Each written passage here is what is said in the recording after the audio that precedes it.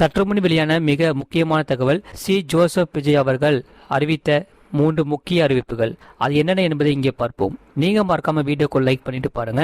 ஒரு மாநிலத்தின் உண்மையான முன்னேற்றம் என்பது அதன் பொருளாதார வளர்ச்சியால் மட்டுமல்ல, பெண் கல்வி, வேலைவாய்ப்பு, மருத்துவம், வணிகம் மற்றும் சமூக வாழ்வின் அனைத்து தளங்களிலும் சுதந்திரமாகவும் பாதுகாப்பாகவும் பங்கேற்கும் வாய்ப்புகளாகவும் அளவிடப்படுகிறது.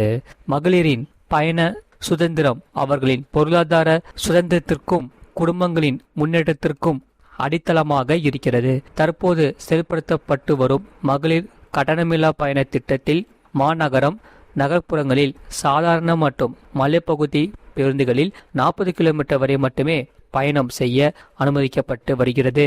எக்ஸ்பிரஸ், எல்எஸ்எஸ், டீலக்ஸ் பேருந்துகள் மற்றும் புறநகர் பேருந்துகளில் கட்டணமில்லா பயணம் அனுமதிக்கப்படுவதில்லை.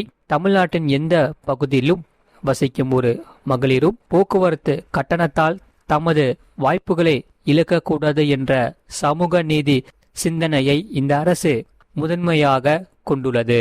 முழு வீடியோ லிங்க் கீழே இருக்கு, அதை கிளிக் பண்ணி பாருங்க. மறக்காம லைக் பண்ணிக்கோங்க.